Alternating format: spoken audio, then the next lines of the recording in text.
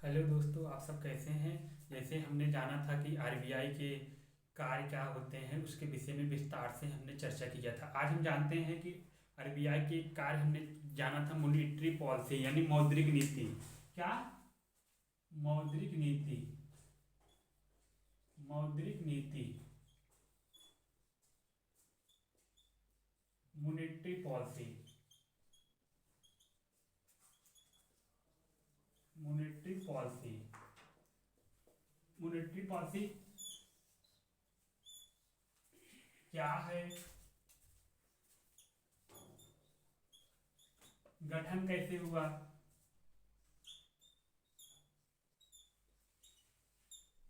और साथ ही साथ ये भी जानेंगे जो गठन और मौद्रिक नीति समिति। मौद्रिक नीति समिति।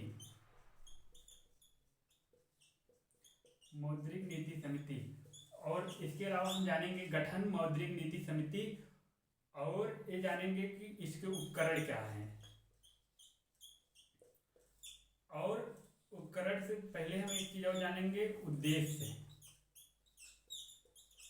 इन विषयों पे चर्चा करना। आपको बता दे, मॉनेटरी पॉलिसी जो होती क्या है, अर्थव्यवस्था में मुद्रा की आपूर्ति एवं बाजार की दरें जो निर्धारित की जाती है उसे क्या बोलते हैं, मौद्रिक नीति बोलते हैं। अर्थात कहने का मतलब है, जैसे अर्थव्यवस्था है, अर्थव्यवस्था जैसे हमारे चलो बाजार में जैसे कि पैसे ज़्यादा बढ़ गया है, उसको कैसे नियंत्रित करें। जैसे महंगाई ज़्यादा बढ़ गई है, महंगाई ज़्यादा बढ़ गई है, यानी महंगाई करने का मतलब ये है जैसे कि वस्तुओं एवं सेवाओं की आपूर्ति की अपेक्षा उनकी मांग ज़्यादा हो गई है। जैसे मतलब कि अगर 10 रुपये में 12 केला मिल रहा था, अब 10 रुपये में कितना केला मिल रहा, 8 केला मिल रहा है। इससे मुद्रा की वैल्यू घट गई है, क्योंकि वस्तु देखिए, वस्तु जो है मांग ज़्यादा हो गई, उसकी बढ़ गया है वस्तु की दाम, लेकिन मुद्रा की वैल्यू घट गई है। क्या करता है आरबीआई, तो रेपो रेट के माध्यम से पैसे को संकुचन करता है। इसका मतलब क्या है, क्या है, अर्थव्यवस्था में, अर्थव्यवस्था में, अर्थव्यवस्था में मुद्रा की आपूर्ति, मुद्रा की आपूर्ति एवं ब्याज दर, ब्याज दर को निर्धारित करने वाली नीति को, निर्धारित करने वाली नीति को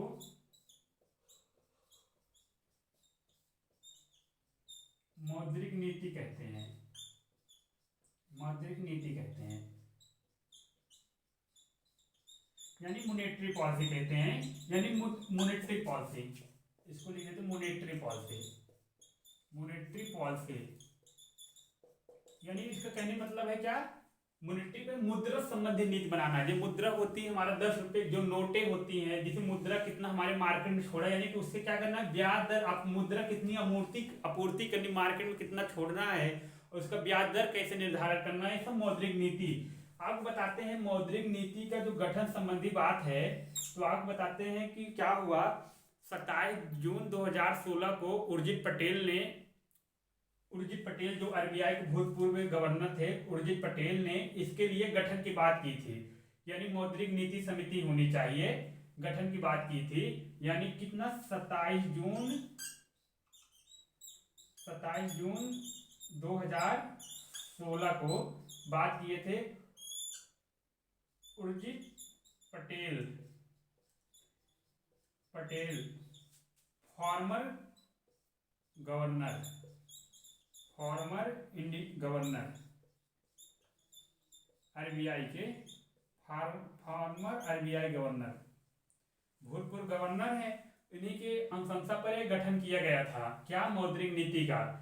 तो साथ ही साथ ये भी, यानी जो मुद्रा की नीति होती है, ऐसे कोई आरबीआई गवर्नर ही अकेले नहीं कर लेता है, इसकी एक समिति बैठती है। समिति में जो आप पढ़ेंगे, आरबीआई एक्ट 1934 जो है उसमें संशोधन करके आरबीआई एक्ट 1934 की धारा जो जेडबी है उसमें लिखा गया है, जो मौद्रिक नीति होगी उसमें जो समिति, उसमें 6 सदस्य होंगे।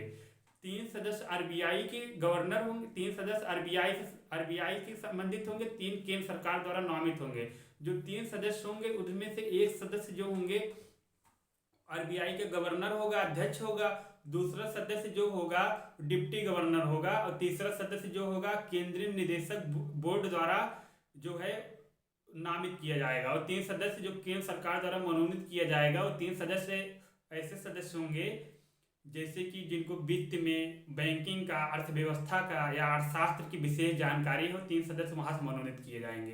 वो क्या करते हैं सदस्य, वही सदस्य बैठ के साल में कितनी बार उनकी बैठकें होती है मौद्रिक नीति की, अधिकतम होती चाहे जितनी बार, 6 बार, या न्यूनतम आपकी 4 बार हो सकती है बैठकें। यह निर्धारित करते हैं मौद्रिक नीति में, इसी के अनुसार निर्धारित किया जाता है। और साथ ही साथ यह भी देखते हैं जैसे कि क्या बताएं कि इसमें पहले 2014 से पहले इसकी 4 बैठकें होती थी। 2014 से पहले इसकी कितनी होती थी, 8 बैठक, लेकिन 2014 के बाद इसकी 6 बैठकें होती हैं। यानी मौद्रिक नीति समिति में कितने मेंबर होते हैं, 6 मेंबर होते हैं, 6 मेंबर होते हैं। और इसके अलावा जो 6 मेंबर होते हैं किसके रिकमेंडेशन से बनाए जाते हैं, किसके उथस चुने 3 आपके मेंबर बने जाते हैं, 3 आपके आरबीआई के,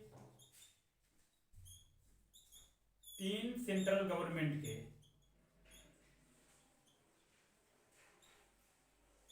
सेंट्रल गवर्नमेंट के आपके 6 सदस्य रहते हैं।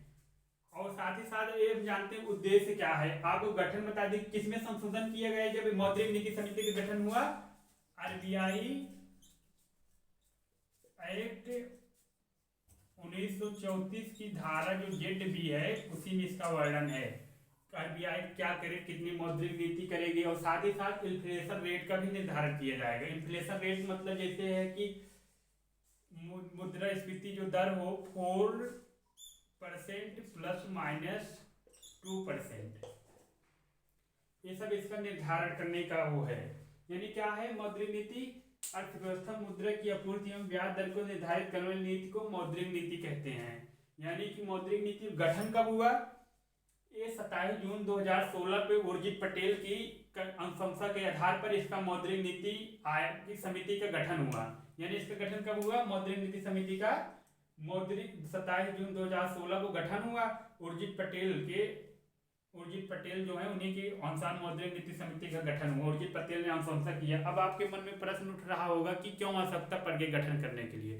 तो आपको बता दें इसकी गठन के लिए आवश्यकता इसलिए पड़ी क्योंकि भारत में देखते हैं कि बहुत सारे वंचित और हाशिए पे चले गए लोग हैं जो मुख्य धारा से नहीं जुड़ पा रहे हैं। उनको मुख्य धारा में समाज के लाना है। तो इसके लिए क्या, उनको मुख्य धारा में लाने के लिए क्या करना पड़ेगा, उनको जैसे कि आर्थिक जो सुविधाएं हों अंतिम व्यक्ति तक पहुंचाया जाए। जब आर्थिक सुविधाएं अंतिम व्यक्ति तक पहुंचेगी, लोग अपनी आजीविका चलाने में सक्षम हो जाएंगे, तो हमारे इससे देश की इन्वेस्टमेंट बचत होगी, बचत से इन्वेस्टमेंट होगी, इन्वेस्टमेंट से हमारी जीडीपी बढ़ेगी, जीडीपी से हमारी राष्ट्रीय समृद्धि बढ़ेगी, राष्ट्रीय समृद्धि से हमारा राष्ट्रीय विकास होगा।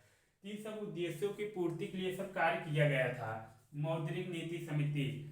और साथ ही साथ ये भी देखिएगा, आप देखेंगे जो हमारे जैसे कि इस समय आपके मन में ये भी प्रश्न उठ रहा होगा कि मौद्रिक नीति होती क्या है, जैसे कि उपकरण क्या, कैसे कंट्रोल करता है। जैसे कि बता दें मौद्रिक नीति जो उपकरण होते हैं उसके 2 होते हैं, एक मात्रात्मक उपकरण, एक होते गुणात्मक उपकरण। मात्रात्मक उपकरण में आप repo rate, reverse repo rate, CRR, SLR, SDR के माध्यम से हम कंट्रोल करते हैं।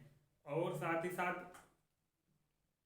जो गुणात्मक है, गुणात्मक के तहत हम क्या करते हैं, कैसे कंट्रोल करते हैं कि वो क्या नाम है, नैतिक प्रभाव से, और क्या नाम है, क्रेडिट राशनिंग के माध्यम से, या क्रेडिट राशनिंग करके, यानी क्रेडिट राशनिंग के माध्यम से हमसे नियंत्रित करते हैं। और MESF का भी उपयोग करते, सीमांत क्या MESF का भी मार्जिनल स्टैंडर्ड फैसिलिटी का उपयोग करके हम सब नियंत्रित करते हैं।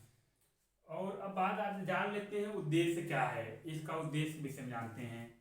हम तो ये जान लिए इसमें जो सदस्य हैं, जो 6 सदस्य होते हैं, 3 सदस्य आरबीआई के और 3 सदस्य केंद्र सरकार द्वारा नामित होते हैं। जो 3 सदस्य केंद्र सरकार द्वारा नामित होते हैं वो उनको वित्त में अर्थशास्त्र का और बैंकिंग का विशेष ज्ञान होना चाहिए, उन्हीं को नामित किया जाता है। और साथ ही साथ जो आरबीआई जो 3 सदस्य होते हैं, उसमें से एक आरबीआई का गवर्नर ही रहता है, एक डिप्टी गवर्नर रहता है, एक केंद्रीय बोर्ड द्वारा मनोनीत सदस्य रहता है। आपको हम यहाँ लिख देते हैं जो मॉनेटरी पॉलिसी कमेटी इसमें कितने रहते हैं? पूरे 6 मेंबर रहते हैं। 6 मेंबर, 6 मेंबर। 3 मेंबर कहाँ से रहते हैं? 3 मेंबर आपके रहते हैं, 3 मेंबर किससे रहते हैं? आरबीआई से। इसमें पहला आपका एक मेंबर रहता है गवर्नर, दूसरा डिप्टी गवर्नर, तीसरा आपका रहता है केंद्रीय निदेशक बोर्ड, केंद्रीय बोर्ड द्वारा मनोनीत सदस्य।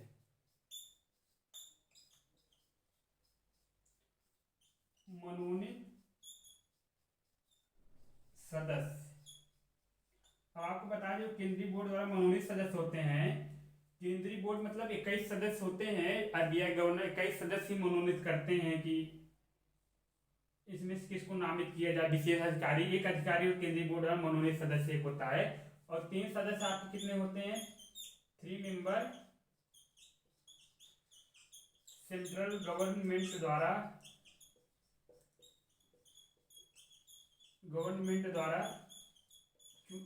तय किया जाता है। उसमें जो 3 मेंबर चुने जाते हैं, 3 सदस्य, उनको बैंकिंग,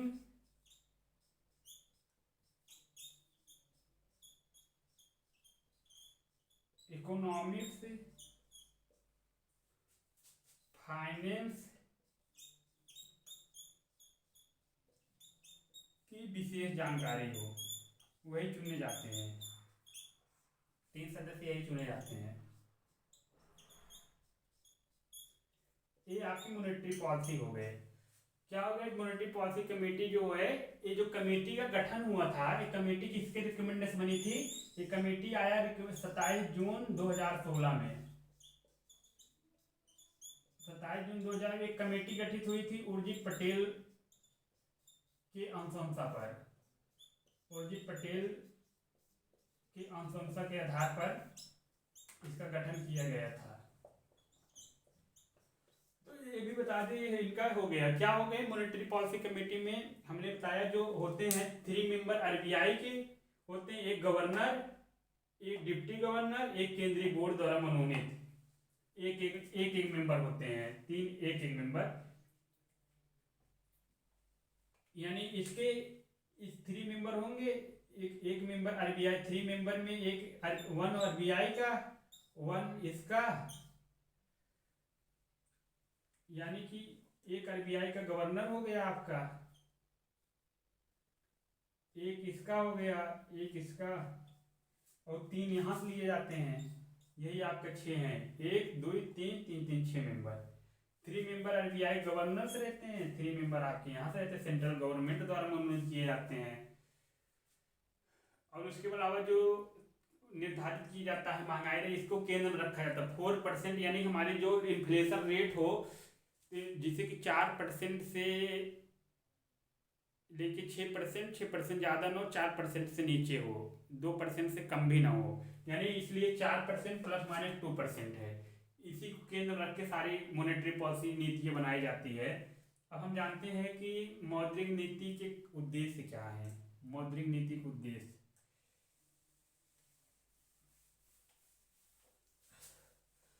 मौद्रिक नीति का उद्देश्य सर्वप्रथम में है मूल्य को स्थिर बनाना। क्या है उद्देश्य? क्या है इसका उद्देश्य? है मूल्य को स्थिर बनाना, मूल्य को कांस्टेंट करना, स्थिर रखना, मूल्य को स्थिर रखना। अर्थात क्या होता है, मॉनेटरी पॉलिसी का मुख्य लक्ष्य होता है कि जो हमारी मूल्य है एक एक न बढ़े, स्थिर रहे। जैसे कि मान लीजिए अभी आपको 10 रुपये का 12 केला मिल रहा है, फिर एक दिन आपको 10 रुपये के का एक 4 केले मिलने लग रही है। अब मान लीजिए वही 10 केले खरीदने के लिए 20-30 रुपये लग रहा है, तो मूल्य की कीमत बढ़ गई ना, तो मूल्य को स्थिर बनाना है। जैसे मान लीजिए स्थिर बनाने का मतलब क्या है, जैसे मान लीजिए अभी आज है, आज कितनी तारीख है, मान लीजिए आज है 23 तारीख, डेट है 23 तारीख को 10 रुपये में आपको मिल रहा था 12 बनाना। फिर आपको 24 तारीख को यही 12 बनाना आपको 30 रुपये में 12 बनाना मिलने लगा। तो आप देखेंगे 10 रुपये से 30 रुपये हो गया, 20 रुपये बढ़ गया, तो ये बढ़ गया ना, तो इसी का होता है मूल्य को स्थिर बनाना है। जैसे अगर आज भी 10 है तो उस दिन भी 10 रहे, तो इसका लक्ष्य होता है मूल्य को स्थिर बनाए रखना। जैसे कि मूल्य की स्थिर, जैसे कि मतलब कि आप देख ही रहे हैं, तो अगर 10 रुपये का 12 बनाना मिल रहा है 23 तारीख को, फिर 24 तारीख को 30 रुपये का 12, देखो एक ही दिन में 20 रुपये बढ़ोतरी, लेकिन वस्तु वही है, लेकिन मुद्रा का दाम बढ़ गया, बढ़ेंगे 20 रुपये ज़्यादा बढ़ गए, 30 रुपये मिल रहा है। लेकिन अरे हमारा मौद्रिक नीति क्या करता है, मूल्य को स्थिर बनाना है, जो रेट है उसको कांस्टेंट करना है। जैसे कि आज भी अगर केला उतने की मिल रहा है 10 रुपये, तो कल भी 10 रुपये मिले। इसका लक्ष्य ये होता है महंगाई जिससे बढ़ने न पाए, यानी इन्फ्लेशन रेट कम रहे,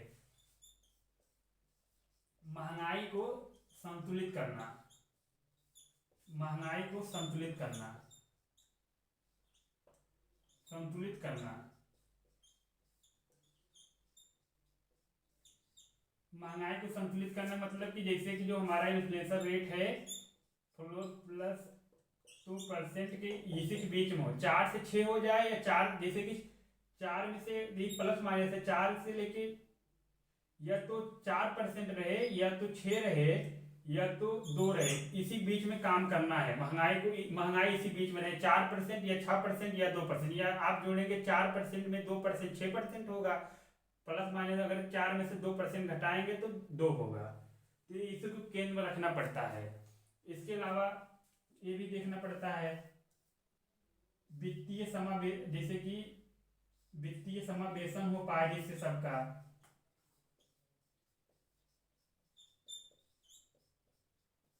वित्तीय समावेशन मतलब सब लोग फाइनेंशियली एकदम जागरूक हों, और सारी महिलाएं पुरुष जो मुख्य हाशिए चले गए हैं वो समाज की वो डिजिटल यानी बैंकिंग व्यवस्था से जुड़ सकें। वित्तीय समावेशन की यही मतलब हुआ मुख्य।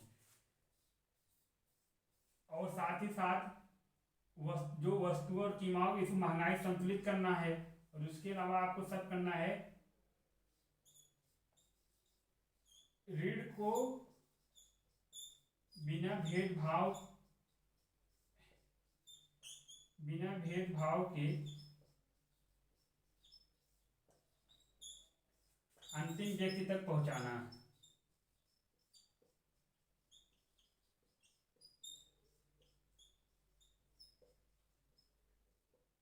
ऋण को आप देखो, अब लोन दे रहा है, जैसे आरबीआई की मॉनेटरी पॉलिसी के अंतर्गत ये है, अगर आरबीआई बैंकों को लोन दे रहा तो बैंक का कर्तव्य बनता है ऋण को आपको भेदभाव किए बिना देना है। जैसे कि ये नहीं है कि कोई अगर जात के आधार पर भेदभाव किया, कोई अगर अमीर व्यक्ति उसको ज़्यादा लोन दे, गरीब है उसको लोन नहीं दे, भेदभाव न, सबको जैसे बराबर, मतलब कि जितनी जिसकी आवश्यकता हो उसको उस अनुसार लोन की सुविधा हो देनी चाहिए। जैसे कि मतलब ये नहीं है कोई, ये भी नहीं भेदभाव करना कोई जात प्रथा का आधार, कोई अगर ठाकुर या ब्राह्मण आया आप उसको लोन ज़्यादा दे दिए, कोई हरिजन आया उसको लोन कम दे रहे हैं, अगर 10,000 रुपये ठाकुर मांगने आया उसको दे दिए, आप उसको नहीं दे रहे हैं हरिजन समाज, हरिजन व्यक्ति को। तो भेदभाव नहीं करना, ऋण को बिना भेदभाव के अंतिम व्यक्ति तक पहुंचाना है। और एक कार्य है, उद्देश्य यह है हमें बचत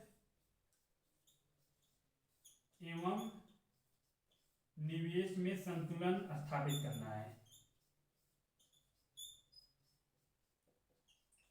संतुलन स्थापित करना है।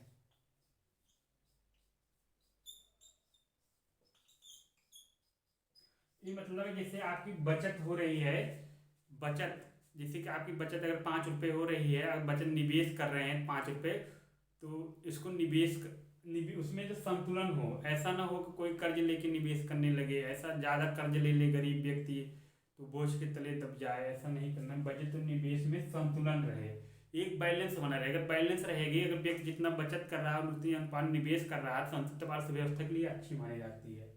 और एक आर्थिक समृद्धि को हासिल करना, यानी बेरोजगारी को दर को कम करना, बेरोजगारी को कम करना, ये सब, यानी रोजगार का ज़्यादा से ज़्यादा सृजन हो। ये सब काम करने के लिए हमें मौद्रिक नीति की आवश्यकता पड़ती है। इसी उन सब उद्देश्यों की पूर्ति के लिए, जैसे महंगाई न बढ़ पाए, क्योंकि हमारे समाज में बहुत सारे ऐसे व्यक्ति हैं जो खरीद फरोख्त नहीं कर पाते हैं। और वित्तीय समावेशन हो, जो महिला हैं जो आदिवासी समाज के हैं उनको, उनका भी खाता खुल जाए, और पैसे को बचत करके उसमें डाले, खाते में बचत करें, उसको फिर निवेश, उससे पैसे डायनेमिक यानी चलायमान बनेगा, इससे देश की ग्रोथ बढ़ेगी। ऋण को बिना भेदभाव के किसी सबको बांटना, यानी ऋण को देना बिना भेदभाव को, कोई व्यक्ति, कोई महिला, न जेंडर के आधार पर, न जात के आधार, न धर्म के आधार पे भेदभाव। बचत निवेश को संतुलन स्थापित करना है, यानी जितनी सेविंग हो रही है और निवेश को, उसमें जितना आप निवेश को, उसमें संतुलन और एक बैलेंस होना चाहिए। बेरोजगारी को कम करना है, इसका भी है, बेरोजगारी संख्या ऐसा क्या किया जाए, ये भी हथकंडा अपनाया जाए, बेरोजगारी संख्या कम रहे। ठीक है, इसी के साथ धन्यवाद। आगे हम कल चर्चा करते हैं जो मौद्रिक नीति उसके उपकरण क्या हैं।